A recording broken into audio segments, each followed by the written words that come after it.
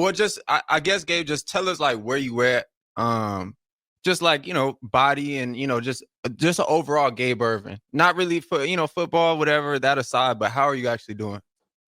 Doing great. Not like I'm doing great. Dealing with a lot right now, but with the whole situation. But outside of everything, just doing great. Staying positive, mentally positive. Just worried about my body. Body's feeling great. Just want to get it capitalized on that even more.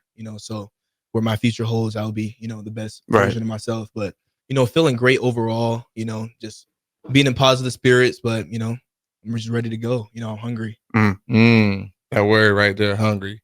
That's why like you dealt with injury, you've dealt with adversity throughout your career here, right? Yep. And so to me, this isn't that, it's not an injury, right? But it's still adversity, right? Now, however you want to think about it, it's adversity. Maybe it didn't shake out the way you wanted to, maybe whatever the case may be, right? And so this is nothing new. You obviously just hit the transfer portal today, right? And so moving forward into a new opportunity this is a new adversity, right? That's all it is. It's a new I don't even see it really as an adversity, maybe, but just a new opportunity to go show who you really are. Oh, yeah, for sure. To go show that you're still about it, that you're still the guy that came out of Buford a few years ago. Yep. I want to ask this question, bro. Like, who is Gabe Ervin? Like, for the people who like real rap, like, who is Gabe Ervin? The people that don't really know, that aren't inside the locker room, see you play, maybe see you on social media a little bit. Like, who is Gabe Ervin? Yeah. Yep. I'm a humble guy, so I don't, talk about my accolades a lot, but, I'm finna spill it here. Mm. So, 2021, I came in a crowded room. I love all those guys that was in the room 2021 in the spring. Yeah. I made a decision to graduate high school early for that reason, just to capitalize on myself even more going in early. Had a great spring. The coaches got an eye on me quick. Oh, yeah, this guy can play. This guy can play right away. So, just had a great spring in fall camp, won the job. Start, versus Illinois 2021, we went to them. I was the first one in the game. So it's from there, like, it just like proves of, how talented I am and the hard work and dedication that I put into that as an 18-year-old. I just love the work, man. I came from beautiful program, Buford, Georgia. I think a lot of people know about Buford High School. The coaches and the staff that's over there just, implemented into us from day one when we were little kids. Like, you got to work. Anything you do, you just got to put your head down and work, and then everything's not going to be given to you. I knew going into Nebraska that it wasn't just going to give it to me. I had to work every single day and just outwork everybody. So had a good couple games. The first game against Illinois, had a good game, and then second against Fordham, and then Buffalo, then Oklahoma. I was getting rolling in Oklahoma game 4. Then I had a season-ending injury, which tore me apart. But it taught me, like what Mikey said in the beginning of the show about adversity. I had to deal with adversity, in my first season, as a Nebraska cornhusker. And it's just in college in general. Yeah. So, I'm all about adversity, just like, dealing with something and then it just make you stronger. So second season, dealing with just still coming back from the season, still had to get my feet wet, not from the season, from the injury. And third year, rule staff come in and I'm, healthy more than ever. Rule staffs come in and, from the spring, they're like, yeah, this is a freak, this is a freak of nature, just putting my talent to play, Mikey would tell you. And I was doing good. I loved it. Love Rule staff, love how he operates. And, I was the guy there. I was this guy, Minnesota game I started and it was, up from there. But third game of the season against Northern Illinois, had another season injury. So it's just been injuries that, has been impacted my career. And I don't want people to define, my stats, career stats, quote unquote, as my production. I want them to look at my potential, more potential than production, because I know my body and I know right now I'm more like fresh more than ever, in a positive spirit, and I can go somewhere and make an impact, make an opportunity. I mean, you're 6 foot, 227 around there, right? Yep. And he's right. I mean, when this staff came in, at this point I was working in the weight room and nobody knew anybody. Nobody knew Adam from Eve at this point. There's all a bunch of new faces, new people. And so right away people took notice, right? You passed the eye test. He's like you talked about, he's a freak of nature. He running at 21 miles an hour. I mean, just a freak in the weight room, but approached every day as if there was. It reminds me a lot of Jameis Winston. You know, Jameis Winston. We talk about him. I love watching him just because he loves the game of football, and he just brings that energy, that mood, that vibe. And Gabe loves the game of football, and so I've always been in his corner. This is a guy that wherever he goes, they're gonna get a steal. Yeah, for sure. The good thing is, right? Although you had the injuries, you don't have a lot of mileage, right? So you can think about one, two ways. If you're a running back, right, you don't want to like Ashton Genty, for example. You said what? They took like 4 years off his career, right? I mean, it's 30 carries a game. Like, I mean, that's crazy. Yeah. It's crazy. You don't have that. So there's a blessing and a curse with that. And the good thing to me is that you don't have that mileage. And being a bigger back, you showed, hey, I can be the starter, but also if you're going to put me in this role, I'm going to do it. And I'm going to do it with a good attitude, right? You got moved to kind of like a short yardage goal line. You had the 2 touchdowns against UTEP, I want to say, in the first game of the year. And then I was kind of seeing, I'm like, all right, maybe this is how it's going to unfold. And it never really did.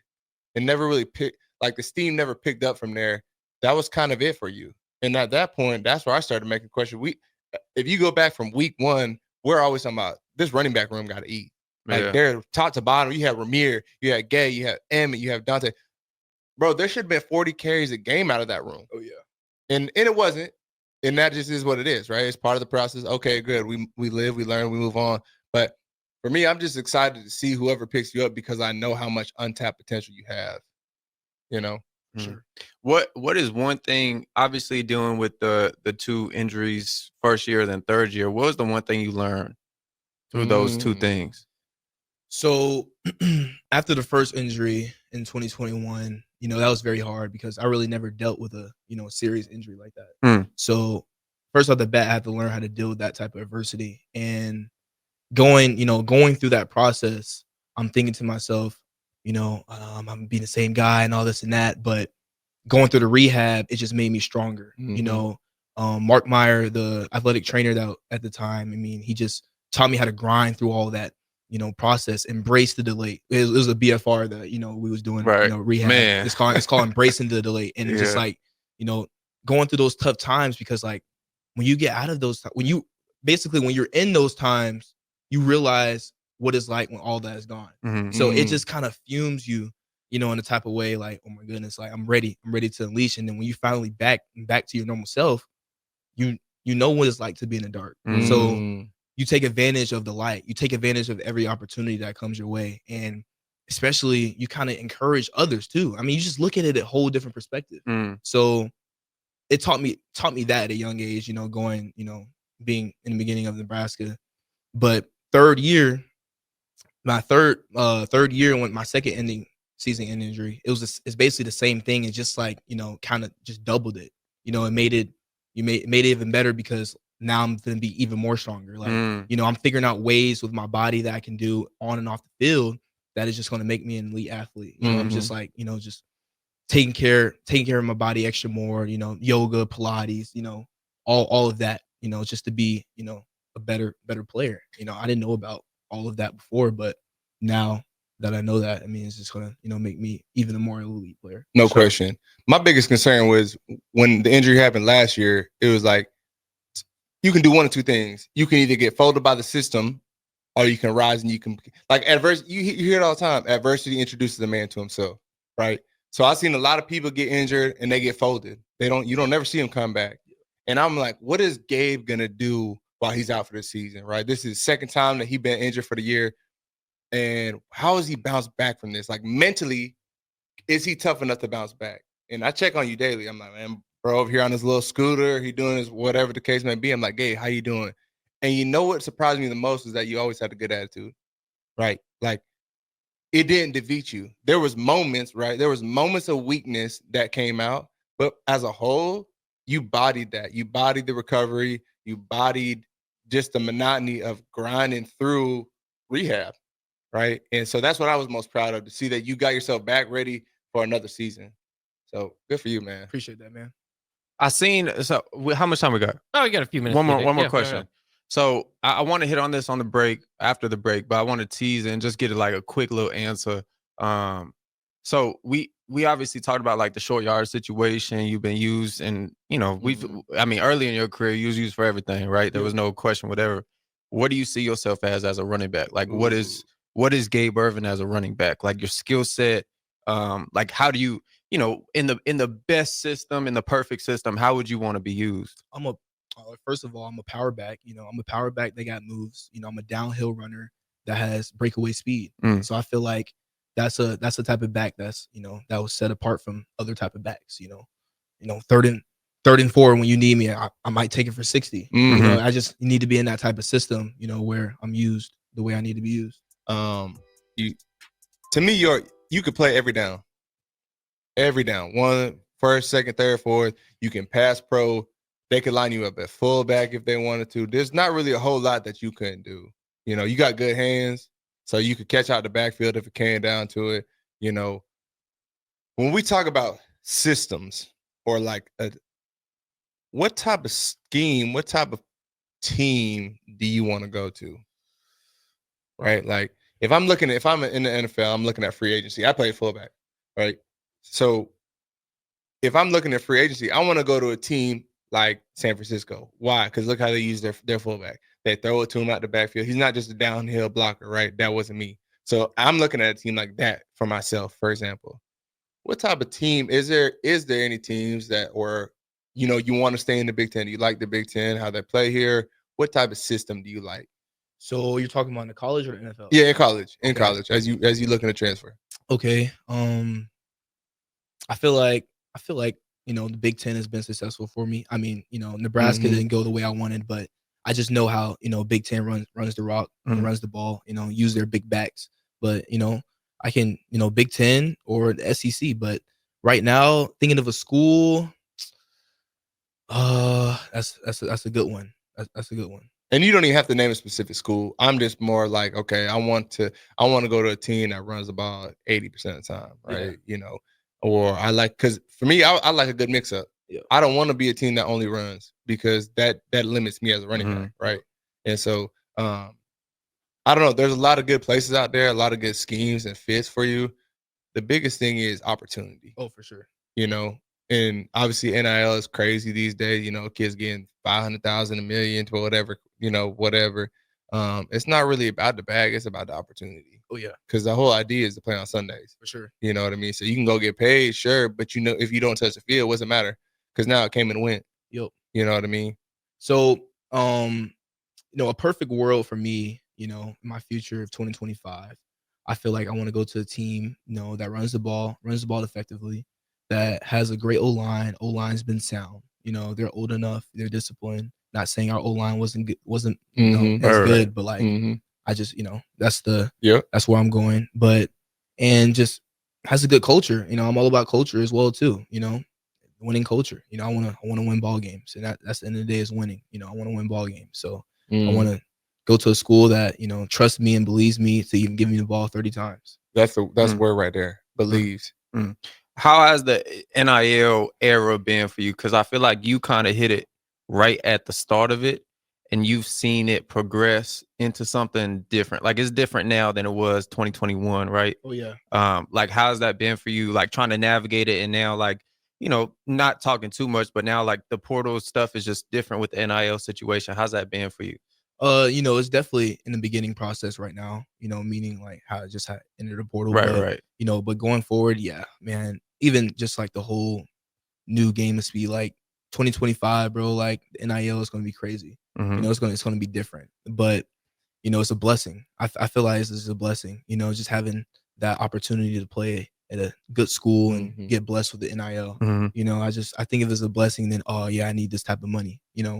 Wherever I go and whatever they pay me, I'm gonna love.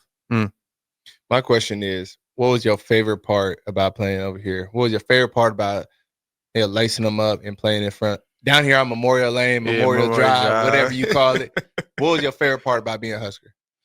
Favorite part about being a Husker is, like you said, going out there playing on Saturdays at Memorial Stadium, scoring a touchdown. Scoring a touchdown at Memorial Stadium is absolutely insane. Second to none. Like it is insane. You know what I'm saying? Like when you score a touchdown and then like all that crowd cheering, that's like that's a different type of feeling because, you know, you're doing that in front of 90,000. Yeah. You know, so just going out there and doing what you love out on that field. I mean, that's probably the highlight of like being in Nebraska Cornhusker. Got some from the chat. Okay. Fufu Lane said, "Love Gabe.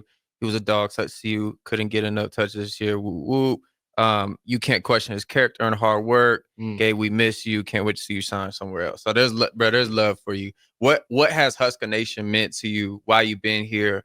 Because I mean, man, the support is. I mean, at least from my perspective, the support I feel as if it's like no other. Man, like they love you, man. Like, you know, they want you to do good, obviously, but for the support system, everywhere I go, it's nothing but love, nothing but positivity. I mean, Nebraska didn't do anything to me. It's just my career. I think about my career. You know, at the end of the day, you know, I love Nebraska. I picked Nebraska when I was a 17-year-old. You know, just let me go to Nebraska. I mean, so I'm always going to have joy for Nebraska. You know, even when I'm in my the career of the NFL, like I'm always going to have joy for Nebraska. Nebraska didn't do nothing but show love to me. So hats off to all the fans. Hats off to everybody that supported me. I mean, I love y'all. You know, and you hitting it right on the head. A lot of people don't understand this, but kids, when they come to a school, their whole objective is not to transfer.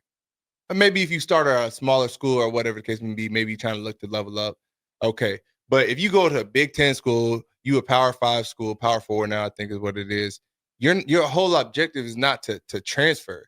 And this is what a lot of people don't understand, because you'll go to social media and they'll be talking, oh, why he leaving? He's scared of competition, or he this, he's that, and the third. It's like, no, I don't want to leave. I chose this school. Your staff sat in front of my mom and my dad in my living room and said, hey, we want you. We love you. Your family, right? That goes for every recruit. It's not the goal to transfer. So I know that this decision isn't easy for you. I know that, like, Nebraska always going to rep the end, no matter what. Like like the people that you met is your closest people for the rest of your life. You're gonna have a lot of close friends, relationships, whatever.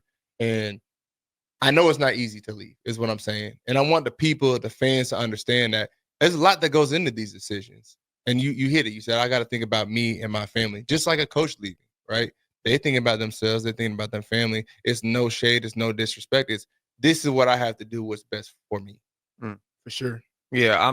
As we're talking, I'm like, man, like you talked about the recruiting process a little bit when you're 17 years old. And now you kind of have to go through it again at what? How old are you? 21. 21. And so like now knowing kind of the ins and outs of football program, like the locker room, knowing the coaching, how stuff happens.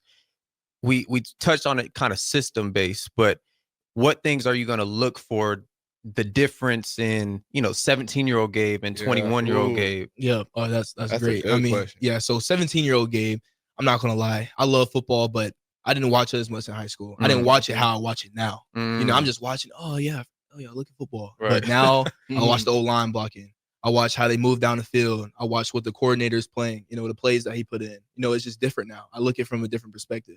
So 17-year-old Gabe was like kind of inexperienced in choosing a school, but I mean, I chose a great school. Still, right. You know what I'm saying? But now 21-year-old Gabe, being more mature and knowing the ins and outs of football, knowing what you have to do to be successful, it's just going to be different, man. Like I'm really choosing a school that I have an opportunity to go and to be successful there. You know, it's going to be a different mindset for me, and I'm excited. That's a great question. We got time for one more question. Yeah, one more. What is Gabe outside of football? So like, say there's a school in front of us right here, and they chopping it up. Like, what are they gonna get outside of football? I mean, I'm kind of goofy, man. When I know you, like I'm a goofy cat, man. I mean, I just love people. When people love me, I love them, and I'm a generous dude. I cause no hate. I mean, I'm just really genuine. I want to know about you than what you want to know about me. I'm that type of guy. So it's all love between me. I'm ready to go. I'm ready to have a successful future, man.